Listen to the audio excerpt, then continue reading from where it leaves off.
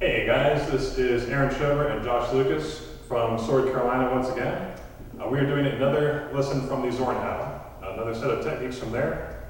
If you saw our last video of the Zornhau Ort, this was set up where in the resulting bind from the Zornhau, you immediately take control of the bind by cutting into the weak of your opponent's sword and then set the thrust for it. The next set of techniques that we have, or if we end up in a strong on strong bind. So no matter which one of us attacks first, let's say I attack Josh and he defends with a cut, and now we're ending up strong on strong.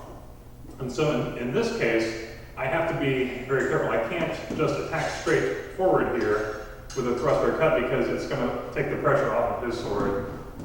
I don't have control of the center, so I can't immediately attack, but neither can he. So what we're going to do is take control of the center. The way we're going to take control of the center is by winding our hands up high into an ox type of position. So what this does, we're bound strong and strong here. This is going to bring the strong of my sword up to the weak of his sword, and now I'm in control of it. Now I can thrust immediately. One of the basic ways that he's going to defend against this is by raising his hilt up high. And so that's what's going to open him up down below. All right, so back to the strong side. If I wind up and go to thrust at his face here, a natural tendency is for him to wind his hilt up, and that's going to expose him down below. And so what we're going to do is actually cut to the leg. And I can cut to the leg, I can step backwards out of range, I can wind, as I cut to the leg, I can wind kind of hide under my sword like this. And so it's opening up because his sword is moving up and he's over defending his upper opening, it's opening up the lower opening. So once again, if I come up here, I can cut to the body, to the leg, it's opening up his lower openings for the cut. Now Döbringer has the cut. If you look at Ringneck, it's talking about thrusting. Afterwards, what really it comes down to is the range that you're fighting at. Because any technique that we do, any principle that we do, if he's taking the creep up high, so he's open down below, any principle can have a cut, a thrust, or a slice following it, and it has to do with the range. And so what we did in our drills today is we worked on different ranges. So from here, if he defends against the thrust, if he maintains the distance we're at, I'm already in cutting distance, so I can cut right there and then leave. Now if he moves backwards a little bit as he's defending, well, this is where it's easy for me to pull my point off and thrust underneath. So once again, he's defending high and I'm attacking low. Well, I'm going to do it with a thrust. Now, if he defends and closes in closer, well, now I'm not going to do a thrust because I can't get in there. I'm not going to do a cut. I'm going to come in with a slice under his arms. I'm coming with an Inutush then. So it's the same principle.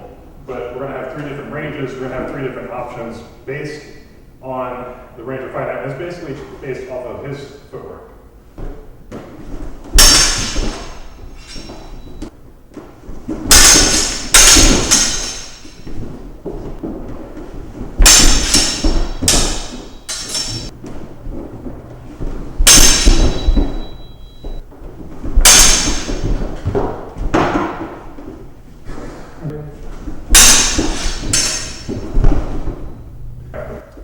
So the technique from today with the high and low, this is something that actually pairs with lesson 1, last week's teaching. It doesn't have to follow a series of progressions where he's defending against a point slab and then he's hard, so I get, I wind up in the ox and thrust, and then he defends against that, and then I cut in the leg. It really doesn't have to follow that order. I'm going to respond with whichever one of these is appropriate at the time. So if he's defending, if we're in a bind, and he's defending against my point, pushing my point on the side, that's when I'm going to come out of the bind and cut over or cut under. If he is pressuring in the center, trying to control the center, that's when I'm going to wind up and get control of the bind. And if he's pushing my sword up, that's when I'm going to come underneath with one of the attacks down below. And so even though it has it set, 1, 2, 3 steps, think about those as more of an example. But you can take each individual part of it and mix and match them with whatever is appropriate, using your feeling, knowing the strong and the weak of the sword, the hard and soft and the binding. I hope you guys like the videos. Thank you so much for commenting on the previous video. Because these videos are short, we don't have time to cover a ton of information, and so there's a lot more different ideas and opinions in the comments. I appreciate it. Nicest comment thread on YouTube ever. So appreciate you guys when we come back again next week. So thanks.